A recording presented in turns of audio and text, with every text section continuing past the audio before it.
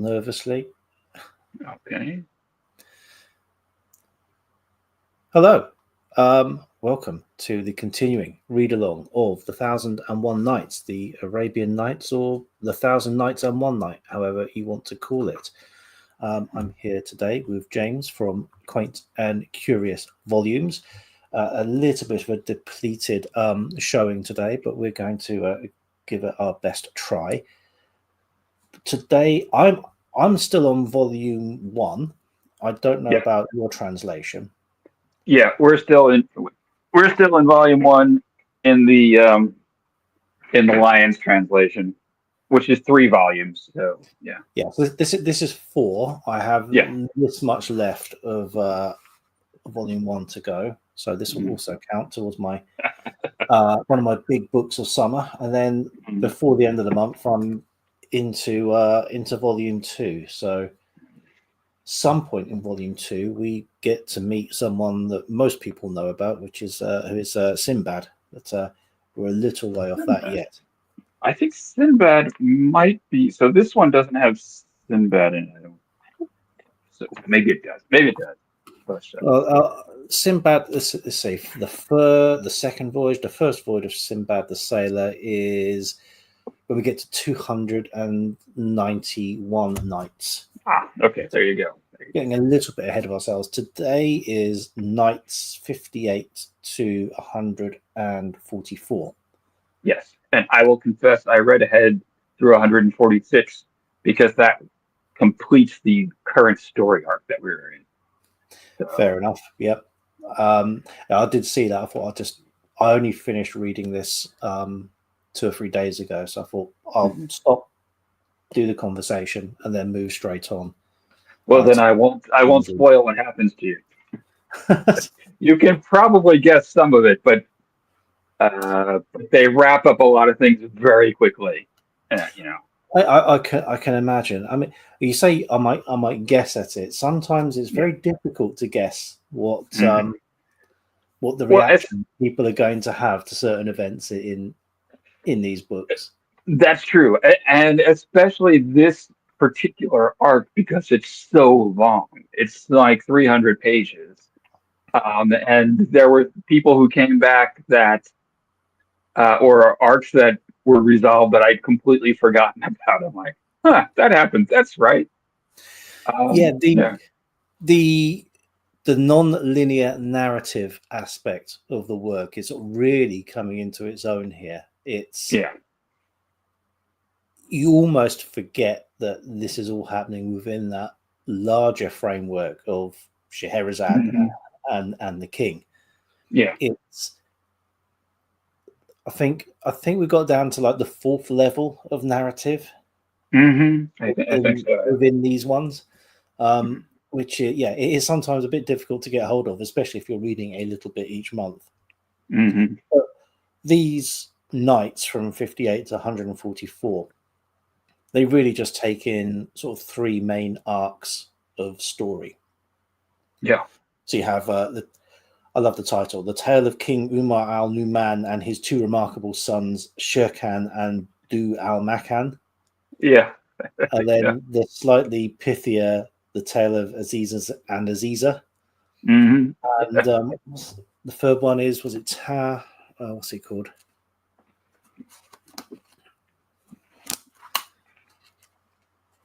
Princess Dunya and Prince Taj Al-Muluk. Yes, Taj Al-Muluk, Quran, and Princess Dunya, who contain the story of Aziz and Azizah. But there is definitely there is a bit more of a narrative here. Yes, and it's sort of quite. It's the first time we've sort of seen stories in this work where we're looking at something from a dynastic scale. Yes, because these 3 arcs loosely sort of take in sort of three generations from Umar down to Du Al-Makan, and then Prince Taj. I've already forgotten his name. well, he's called Kana Makana in my translation. I've got the event. Yeah, sorry, Kanamakanna. So I've got the Adventures of the Young Kanamakanna, which just carrying on a little bit beyond the end of this month's reading. Yeah, and I should imagine we've got different spellings of some of these names as well. Yeah, probably. And I read a couple. I read a few nights here and there in the Burton translation because it's what I have on my Kindle. So if I'm lying awake at night and I'm like, let's read a couple of nights of this, So I'll get it in there. Yeah.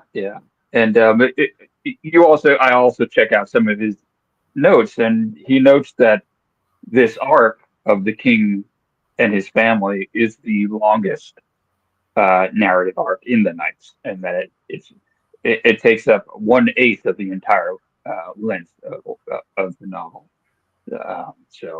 Or the series, whatever you call it. And it does raise some interesting pieces, and you have characters we have one character certainly who is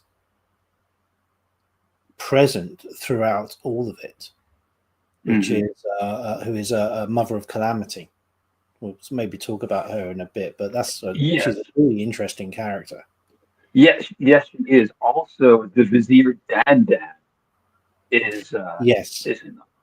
And and they both must be. I mean, well, the mother of calamity is already a grandmother when she starts out, and this seems to take a few decades when they bother to tell us about time passing, right?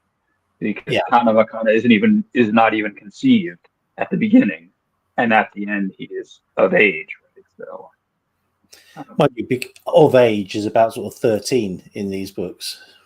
He gets to be 15, and then he goes and has a few more adventures. Not to spoil it, but but it goes a bit beyond that. And Dan is still there. Yeah. Yeah, there's one bit that says he has 1,000 adventures within 3 years. So that's he gets quite busy. Mm-hmm. Yes, but let's not go into those. Which you've probably noticed this.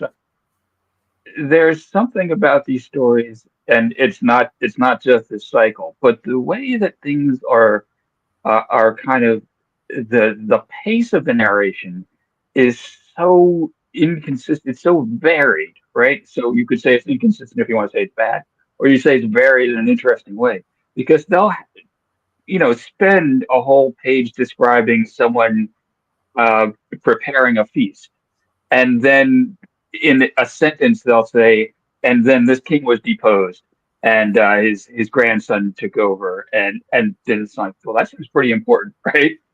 So yeah. If you're making a film of this, you're going to want to have the war take longer than lunch. But yes, exactly. Yeah, I did actually make a note about that. I just put they love their food. There are lots of descriptions where sort of the most intricate feasts are described, and there are many courses, and I'm sure it is like a social status thing, showing the opulence of the people who are doing the hosting. But I wonder how rare this kind of eating was when they are putting these works together. Is this something that you would get every day at the cafeteria at the House of Wisdom in Baghdad, or is this something that they are dreaming of themselves, and that's why they're spending a lot of time describing it? Right. I mean, I would guess it's the latter.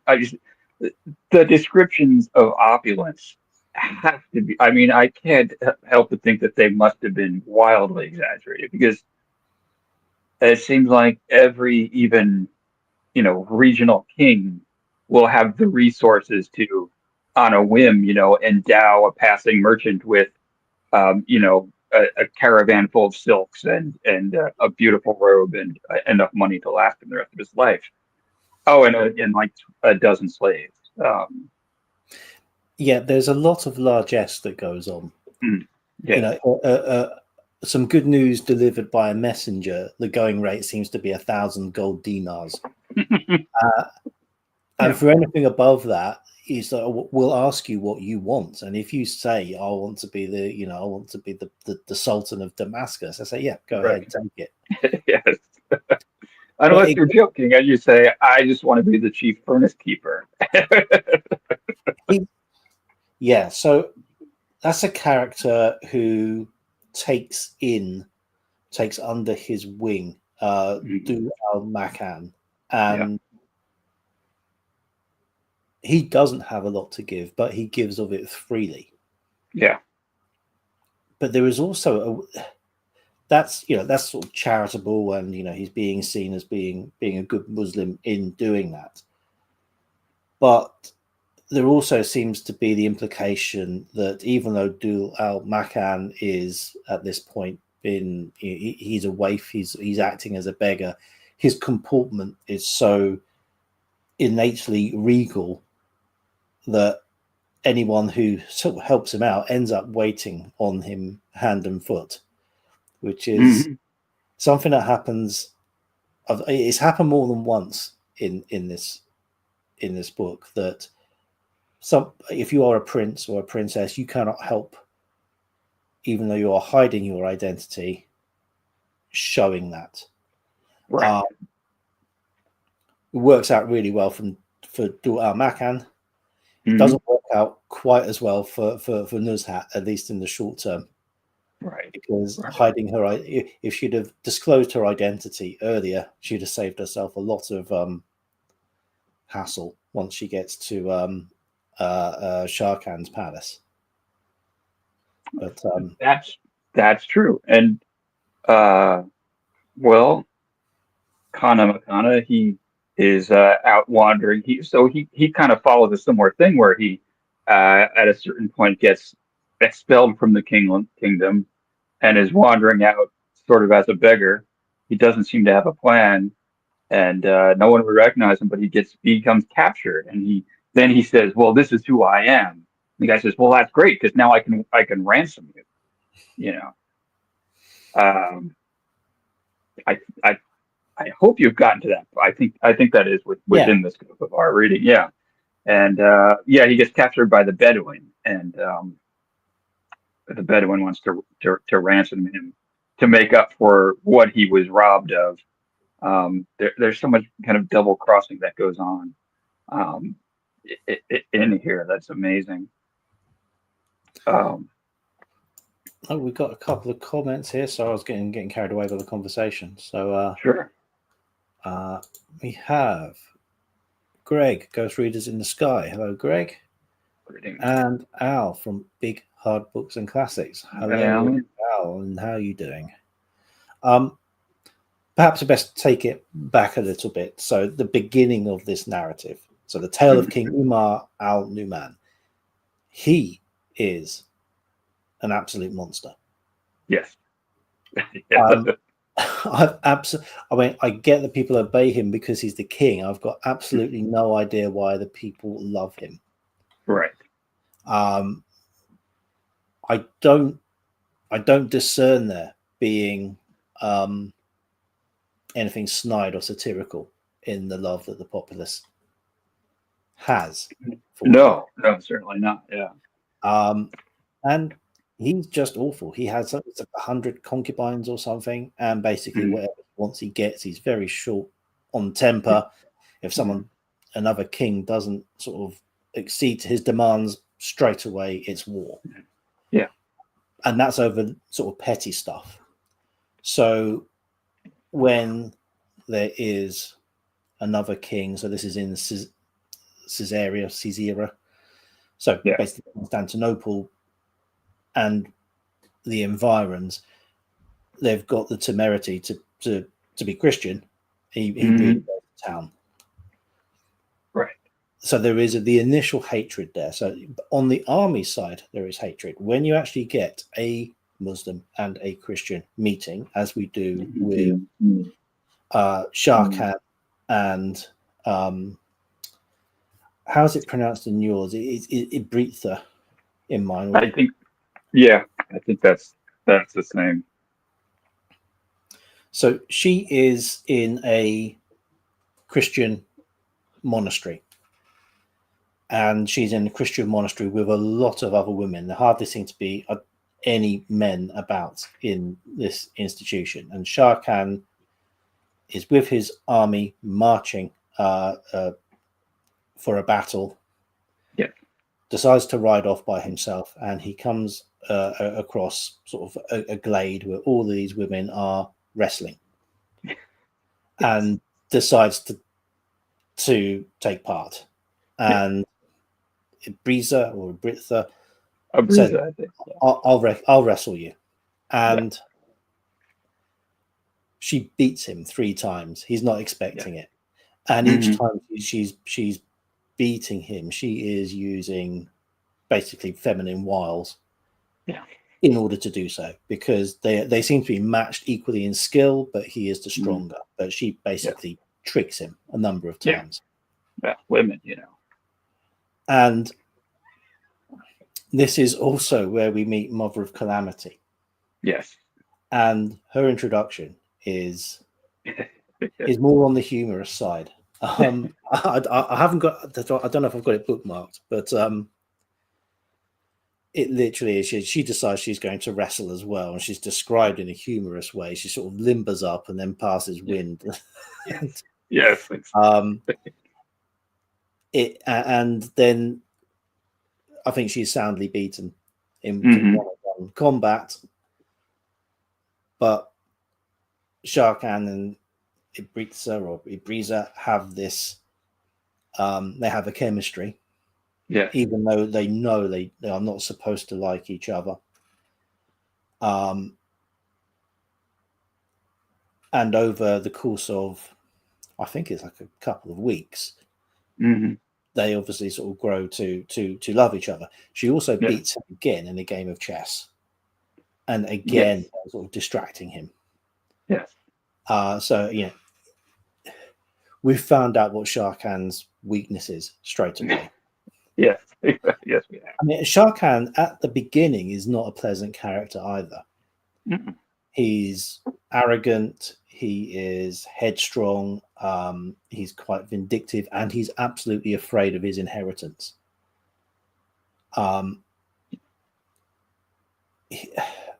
Umar has only Shah Khan as a child until he gets one of his concubines pregnant. Yeah. And Shah Khan waits long enough to find out that the child is a girl, and fine, right, I'm going off to my war, happy that I'm next in line. Right. But the twins, because they are twins, so Nuzhat is the girl, and straight away afterwards, Dul Al-Makan appears. Yes. So he has no idea he has a brother. Right. And he's enraged when he finds out that he exists. And he never meets his sister. Right. Whilst they're at the monastery, some Christian soldiers turn up, and Shah Khan proves his sort of prowess in fighting and basically takes them all on and beats them. Yes. But they know that a larger army is coming, because there is pretty much a trap on the behalf of Mother of Calamity to keep him there. And he realizes his army is walking into a trap. So he escapes and goes back to his army. But Ibriza, how do I pronounce this? Ibriza or Ibriza? I have Aziza. Well, it sounds like you're saying Ibriza's better. Yeah, maybe I'll stick with that. She escapes with him, and they go back to King Umar. He finds out that he has a brother. He still hasn't laid eyes on either of them, and I think by this point, some time has passed. Gets in a bit of a tizzy, but he's going to marry this woman, but King Umar takes a fancy to her and decides, concubine number 101. Yep. And Shah Khan sort of knows this is going to happen Mm. and says, look, He knows his dad, I guess. he tells her, he said, look, he's terrible. And she Yeah. goes, don't worry. He's not going to try anything on with me. If he does, I'll kill myself. So Mm. yeah, seems a bit of a drastic Yes. resolution to that. But nonetheless, he does. And he drugs her first, has his way. She becomes pregnant. When she can't hide it anymore, she leaves. Yeah. So Shah Khan is none the wiser. And then she dies on the road. Yeah. So, but not before giving birth to Kana Makana. Yes. Well, Yes. she's murdered by the slave that she was entrusted to. Yeah, she goes into labor and he decides that Mhm. this is the time to proposition her. Yeah. And Yeah. that whole section is a little bit weird. Yeah. But yes, the child is saved and whisked away. Yeah. Got some more comments here. I have a copy of Arabian Nights. Right, you need to find it, Al. It's great fun. Yes, and if you can read about the first 500 pages, you can participate in the live stream right now. Yes, yeah. Cash up and join in. Yes, it is related. It's the same work. There's God knows how many versions of it, but you pretty much get there all towards the same points in the story. I think. Mm-hmm. I think it all tells the same thing, but there are just a lot of different translations and presentations of it. Yeah. And Pat is here. Hello, Pat. Okay.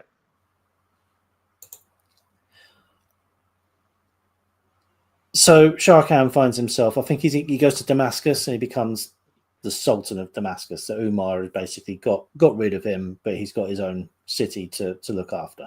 It's either Damascus or Baghdad. I can't remember which. I believe that was Damascus. Yeah. And Baghdad is sort of the capital of the whole Arab Empire or the Muslim Empire. Yeah. And that's the status quo for a little while. Mm-hmm. Nuzhat and Dual Makan grow up. They see a bunch of pilgrims making their way to Mecca on the Hajj, decide they want to join in. Umar says, you're too young, but next year we'll go. Mm-hmm. They decide to go anyway, so they steal away in the night and get themselves captured. They escape, but find themselves basically beggars on the streets of Damascus. Dual Makan becomes ill. Nuzhat decides she's going to go out and earn some money. She gets captured by a slaver who then sells her when he realizes her worth because she's very educated and she's got these innate regal skills. Ends up getting sold to the palace of Shah Khan. So sold to her brother essentially. Yeah, but they don't know each other. Mm-hmm. And then the fireman or the bath stoker, whatever you want to call him, rescues Dul al-Makan. Yeah. So at that point, you're thinking, okay, they're both saved to an extent, Mm-hmm. but I think Nuzhat then has problems, and there is a major problem here because basically Shah Khan falls in love with unbeknownst his sister. Yes. He then finds out that she is his sister only after he's got her pregnant. So they hide the marriage. I don't know how they hide a royal marriage. Yeah. Let's not delve too much into that. And basically, it's never happened. marries her off instead to his chamberlain, who I don't think he even tells him the full story. Right. It's just you have to marry this woman. Yeah. And in the meantime, there are lots of stories being told by people. So Nuzhat is tested for her education and gives a bunch of homilies, parables. I don't know what you want to call them, but she shows that she is. Yes, this is the snoozy part for me.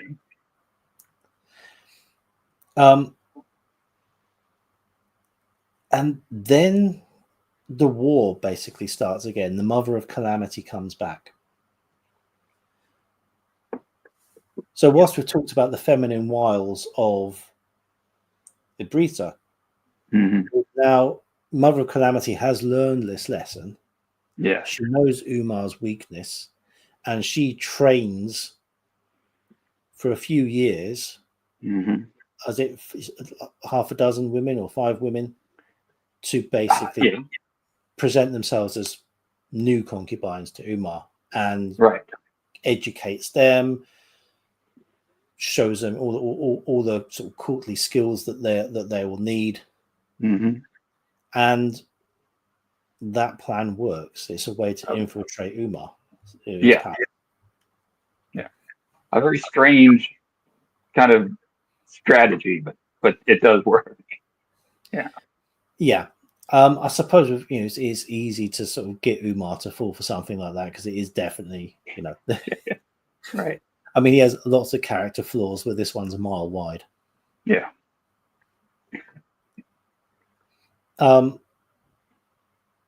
So you have this continuing war, but it's taken its sort of first major scalp as Umar is killed. Yeah, and so that sets her up as the chief antagonist of this story, even though there is the emperor of the Byzantine emperor who is they're at war at basically the whole time. They're at war with him, but she is kind of his main villain, his or at least acting behind the scenes somewhere almost all the time. And she seems to be it's a bit of a vendetta for her as well, isn't it? Yeah. Yes. Yeah. Because her granddaughter, was it her daughter or her granddaughter, was the one who was brought. It's her son is the Christian king who's killed, I think. Right. Okay. And so then it's her granddaughter who was the one who Shah Khan fell in love with, and then she is now dead as well. Yes. Yeah. Right. And this woman also has some supernatural abilities, right? It's never really laid out. It's never said, and well, actually, this is the it's never said in so many words, but it seems to be fairly evident, and maybe Alan has helpfully just asked, is there any magic in the stories? That is as far as it goes with this sort of set of stories, but there's a lot of it in other parts of the series. It starts very strongly on the whole sort of genies side. There are a lot of genies earlier. I think those stories are the more sort of pre-Islamic culture stories. There's a lot more talk about sort of magic and genies and what have you, but we have it still to come, because tacked onto these later is we've got Alibaba, so you've got the magic cave there with the open sesame, you've got Aladdin and the magic lamp, so it comes and goes. So here, like you say, it's sort of hinted at witchcraft, but it's never explicit. I mean, they might call her a witch at some points depending on your translation, but well, she seems to have the ability to do something like what in Game of Thrones they would have called a glamour, which is where you can appear to be a different person entirely. So so Shah Khan would have known what this woman looked like, but there are large sections where she's walking around and everyone thinks she is an old ascetic, right? An old monk. So she can appear as something else. I guess that might be disguise, but it seems to go deeper than that. Yeah, because I mean, she's old, the monk is old. Yeah. But you'd think that everything else would be totally different. Obviously, different genders, Hmm. different accents, different religions. There's a lot to sort of hide. Right. Well, that's not true, Alan.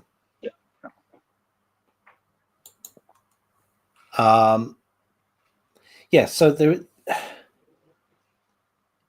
in this disguise, she manages to kill Shah Khan. After a lot of fighting, but yeah. There is a lot of fun.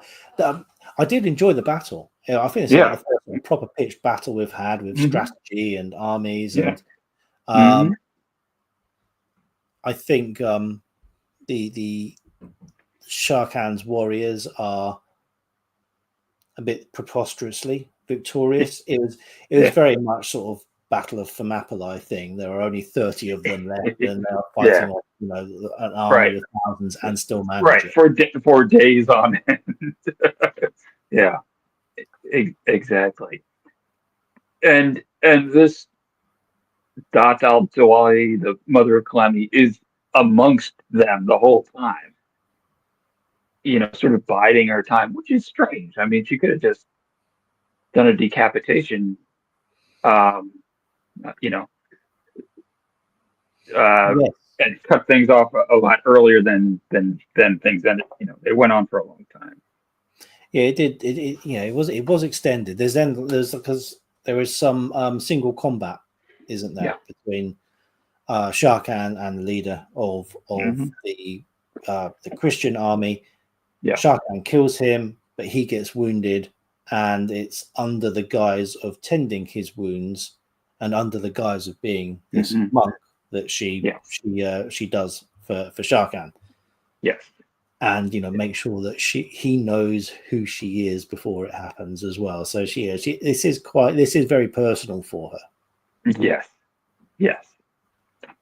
But she then knows the romance. Yeah. But she then does drop away from the story for a bit. But she is victorious.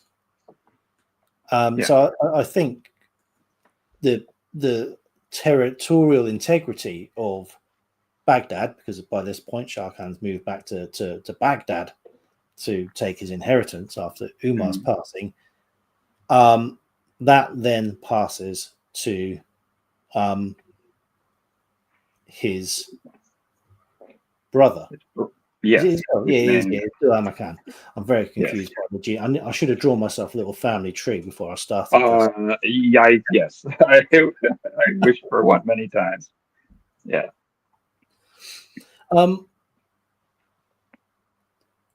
As I said, the rulers do get away with quite a lot, and it's unquestioned. There is none of the sort of infighting that you might see in other dynasties. It's like, oh no, we love this family. Yeah, we don't know anything about this guy. He's been in Damascus. We've discovered him, as he was a slave. He's now sort of been brought in by this bath stoker. He says he's the king. All right, I'll take his word for it. Yes, he's the king. This princess says he is. I suppose he was a child of 13, 14 when he left, so they might recognize him. Yeah, sure. But we move on to the second arc of these knights, and that's the story of Aziz and Azizah. Right. Well, it's the story that goes around Aziz and Azizah, which is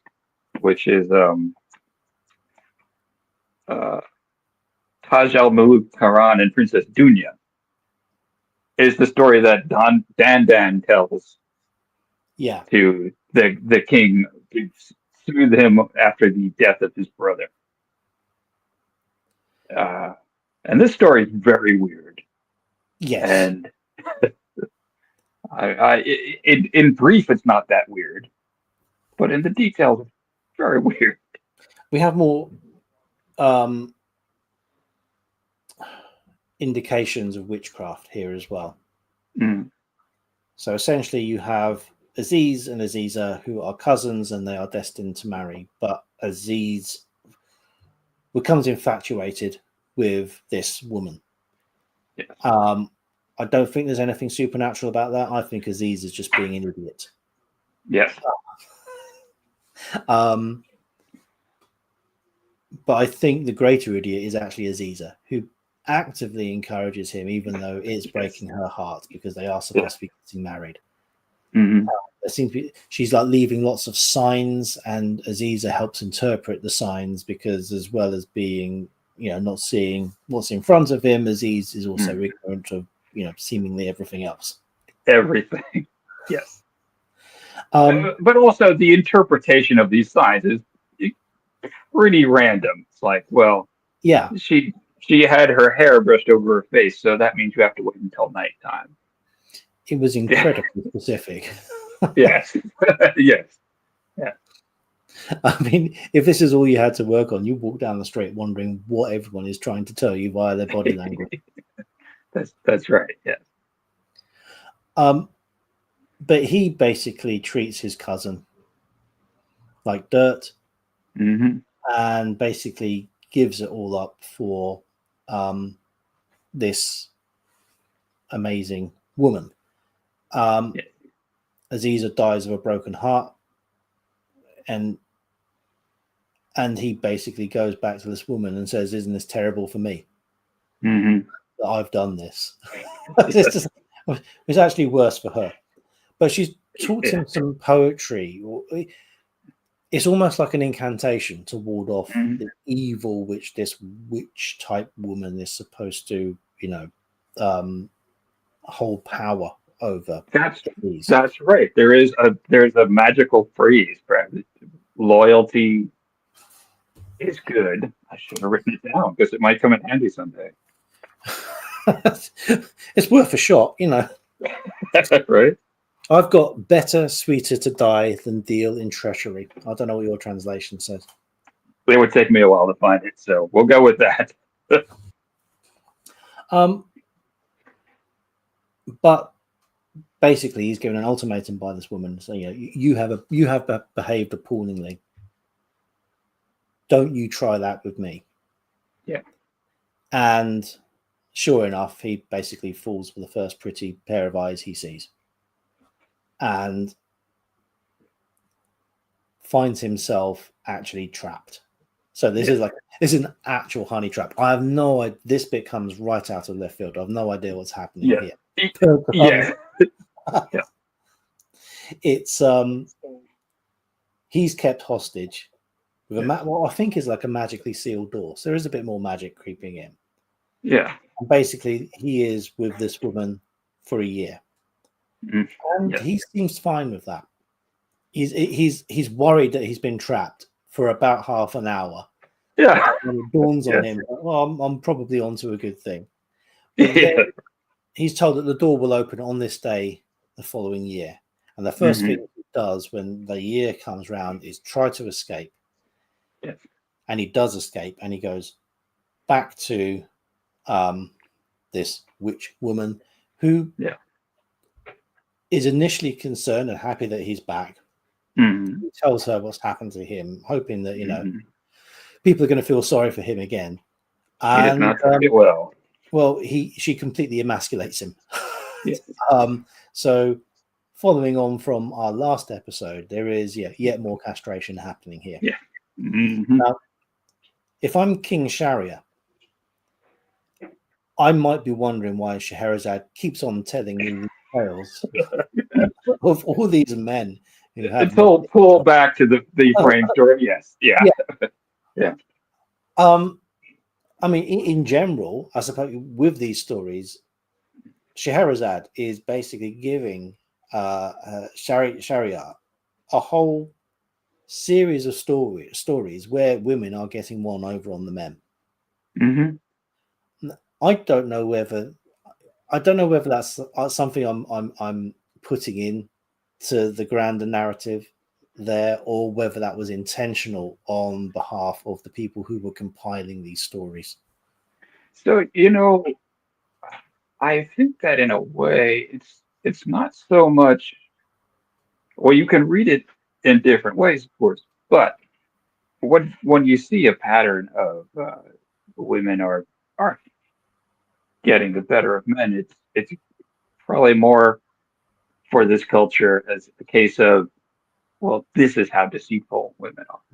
This is how careful you have to be of them because they're going to trick you at every possible turn, you know. Rather than, yeah, women are really smart. It's women cannot be trusted. Is I think the in the context of the times that is more the message. And yet it's the men who are always being, the ones being unfaithful in this arc. Mm-hmm. I mean, Yes. it's all started with infidelity on the part of King Shariah's first wife. Yeah. But almost every time since, it has been the other way around. Mm-hmm. Men are the ones at fault. Yeah. There's not many men in this story so far haven't. Yeah, some horrible things have happened to them. Yes. There has been a reason behind almost all of it, Yeah. apart from the dwarf, who didn't really die anyway. That's right. Yeah, the hunchback. Yeah.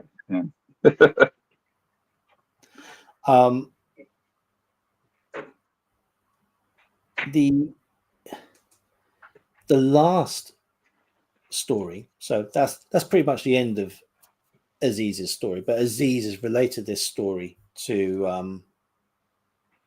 I have to look up his name again. He's related the story to Prince Taj Al-Muluk. Taj Al-Muluk. Yes. Which is all the story, which is being related to Kana Makana by Dan Dan. I was trying to get the levels of the story here. Mm-hmm. Yeah.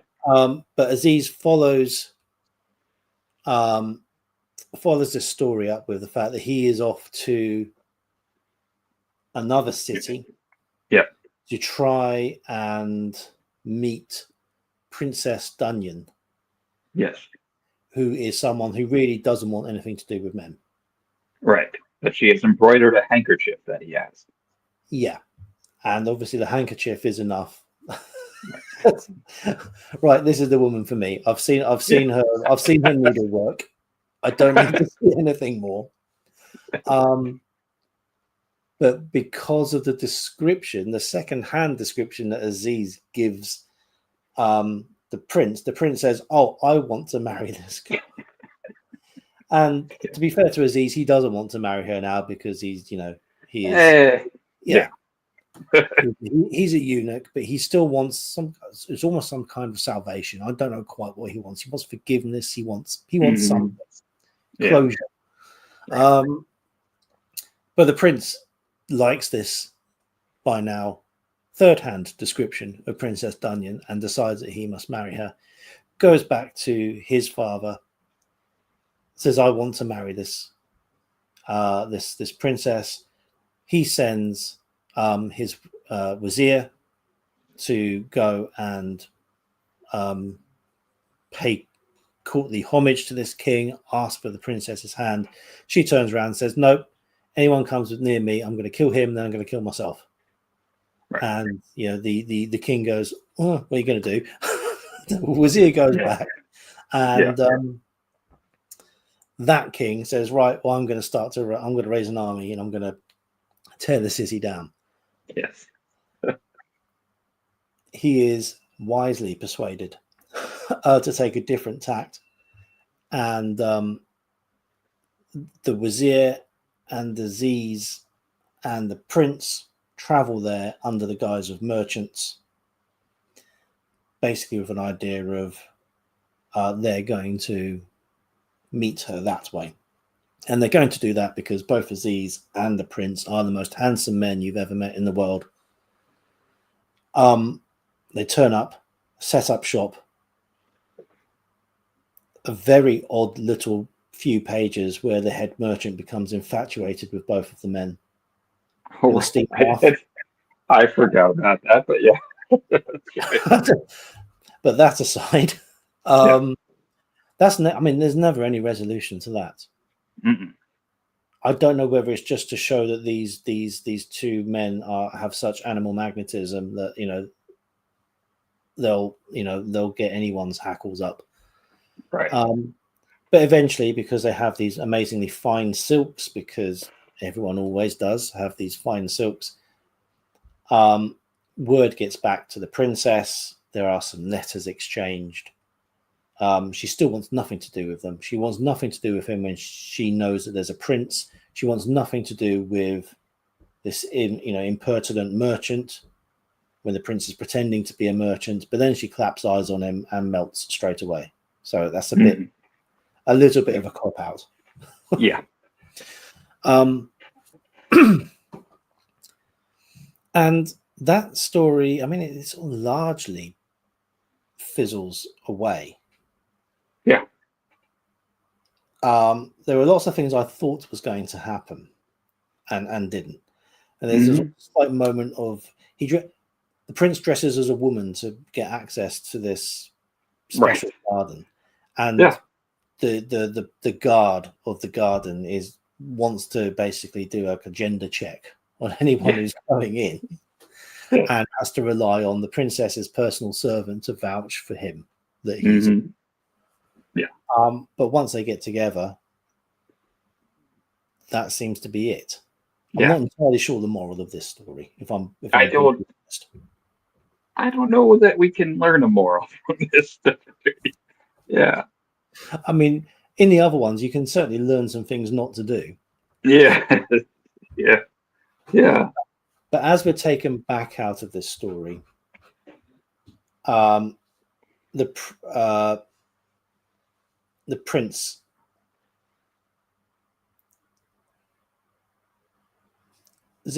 Dur-al-Makan decides that he's going to die. He's decided he's going to die. Yes. He knows it's coming, or he just wills it to happen, but he makes sure that his succession is in place.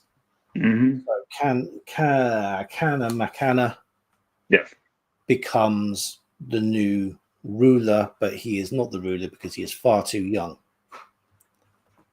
He's the ruler briefly, I think, and then he is deposed in like one sentence. Well, I think he's like the child king, and the chamberlain is acting as regent. And the chamberlain likes the power a bit too much, and basically so intolerable that Kanna Makanna decides he's going to go off and he's going to make his own way in the world, which he does. Sort of. In a very few short pages. Yes. And then goes back. Everyone acclaims him as the king. You never hear of the chamberlain again. And the bit where I've got to now, so the 144th night has ended, that Kanna Makanna is going to go and find the mother of calamity. So we go right the way back to the beginning of all of these stories. Yes. 3 generations later, she's still there. She's still kicking about. He's going to go back and put an end to her. Right. And he sets a cunning trap, which you do not think she would fall for. I don't know if I got to that bit yet. I'm not sure I have. Okay. No. So I'm waiting for the cunning trap. Okay, well, it's not a trap you would fall for, I'll tell you. And I've seen there are some people in these stories who fall for the oddest things, so I don't think anything would really surprise me. Okay, so at the end, the vizier Dandan is still around, and Kanna Makanna's uncle is still the ruler, but they are advised to share the throne, and they rule on alternate days. Is the part that you're up to? Yeah, I mean that's odd in itself. I mean, yes, it's a little bit like shift work. Yes, yeah. There's a section coming up where they're sitting on the throne at the same time, the two of them together. I imagine it's quite adorable, but not to forecast too much. I mean, considering how much store they put about the hereditary nature of all of this power, it's odd that they'll just decide that this Chamberlain should still stay around as a ruler. Yeah, yeah, it is. But Gavin, I have to say, bravo on relating hundreds of pages of very Byzantine, can I call it, narrative. Well, some of it's literally Byzantine. That's yes, exactly. Constantinople. Yeah, and it, it's interesting that according to Burton, at least, all of these characters are completely fictional because this is a context that was real and was, the wars between the Byzantines and the Islamic world went on for centuries, presumably during the compilation of this work. And no actual, historical figures that we know of are in it. No, which is odd because that is different from the earlier sections of the book where we were dealing with real people. Mm-hmm. Harun al-Rashid, yeah, Yeah, and Jafar. Jafar, yeah. That still tickles me that it's Jafar with the parrot from the Mm-hmm. cartoon. I did thinking that was still going to be the case. I did try to look up some of these names and nothing was coming up, and I was trying out the different spellings because it could be Umar, it could be Omar. Because he's in the same character in another translation is called Omar bin Al-Numan, whereas I've got Umar Al-Numan. Yeah. So I was trying those variations, and all it was leading me back to the same few articles about the Arabian Nights. It made me realize what a dearth of work there is on the Arabian Nights. So every time I try to do some secondary reading, I'm coming up against the same set of facts told in slightly different ways again and again. Yeah. Which I don't know whether it's just that is there no there to talk about? I can't believe it. But a lot of it sometimes seems to be, I'm not going to say comedic, but just sort of off the wall, a little bit nonsensical, almost like these are nonsense stories. Yeah. Some of them certainly are. Some of them have the appearance like they're going to be. I mean, like at the beginning of this little cycle that we've been reading, it's just like some big dynastic epic. So I was expecting this to be rooted, like you said, in reality. And whether there was something analogous at the time that they're talking about, I don't know, but I can't find anyone else talking about that either. Yeah, I suppose it's kind of like the people who made this story probably would have known the King Arthur stories or the Iliad, right? But though it's sort of an Eastern version of that, it's a heroic mythic story about the rise of a nation, and but then there is not really much historic basis for Arthur. I mean, well, you would know better than I, but from what I have read, there's not. No, he's definitely real. Sorry. All we've got left is him and Robin Hood. I mean, I suppose I was thinking sort of along the lines of the Canterbury Tales. Right. Yeah. There are a few of the Canterbury Tales that people know the stories of. So people know the Wife of Bath's tale. They'll know they'll know the Miller's Tale. Miller's Tale, exactly. Yeah. There's a lot more of it, and there's a lot more characters. Yeah. There are characters we never get their stories because they never even get to Canterbury. But there are other stories which are just not the ones that are talked about. So I think and the Knight's Tale is kind of a heroic epic also. Yeah. They each do something different. Yeah.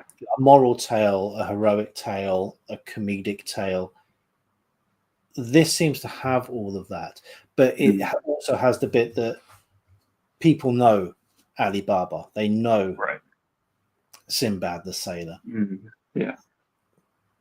They might know, Harun al-Rashid.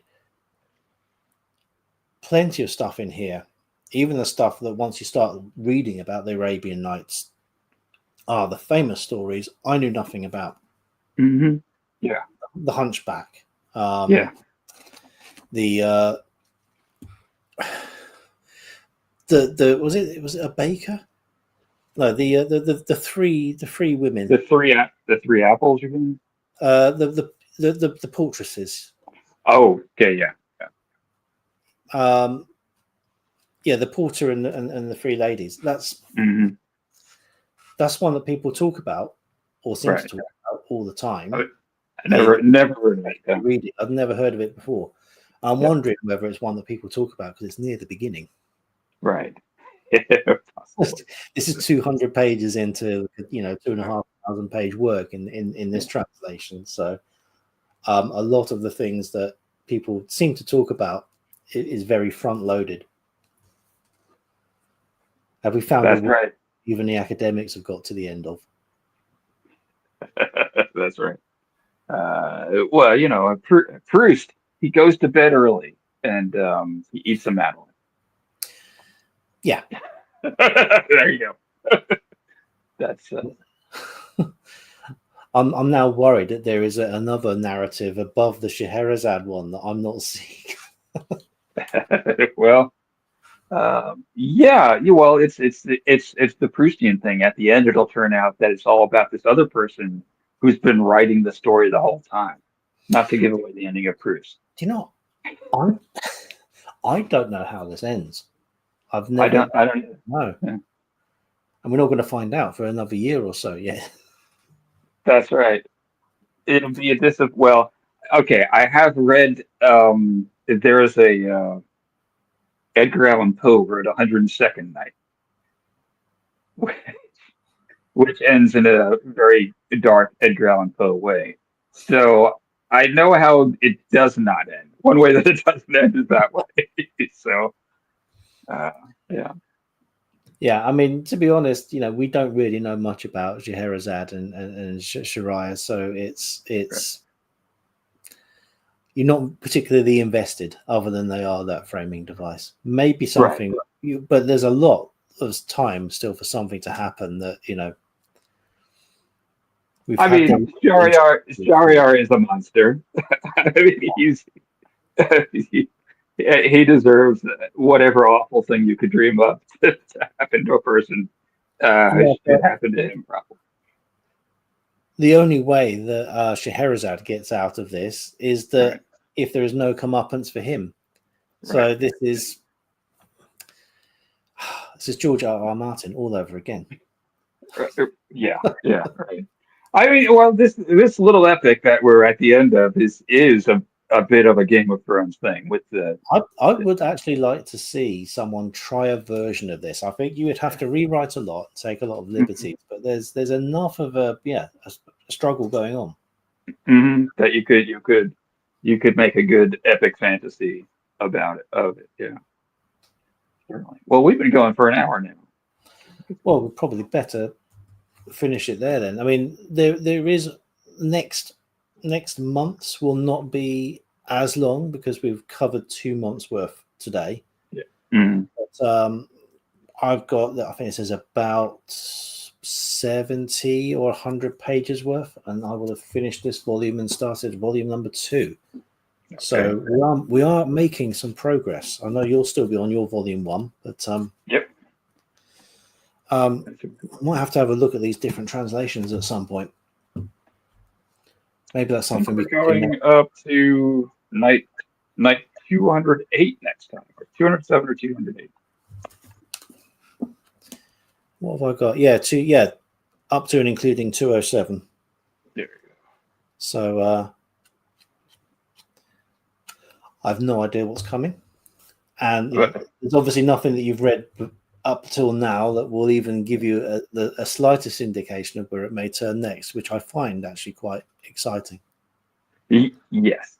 It well, Now mine has a little index of stories and nights at the end, and it moves at a considerably faster pace through different little story arcs over the next this next month. So it'll probably be more variation, and there's a lot of stories that are named for animals. So perhaps we'll be getting into the Aesop's fables section. Oh, okay, that's interesting. Yeah. So a bit of anthropomorphism, Yes. maybe a little bit of magic as well, because presumably these animals are going to be talking. Yes. That's going to be, otherwise it's going to be a very, very long 70 pages. Right. But yes, thank you. Thank you. That was fun, and we shall continue to have fun with this one. But Yes, indeed. until next Do we time. have any other comments before we're? No, I think that was it. Okay. We'll have to try to put some external pressure on Al to maybe find his copy and catch up. Yeah. Catch up, Alan. I think I mean, anyone would like this book, to be quite honest. If you don't like what you're reading, hang on a minute, because something's going to happen, and you might like that. It's it'll be different. It's very episodic, yeah. Yeah. But until next time, I'll say goodbye. Bye, everybody. Thanks for watching.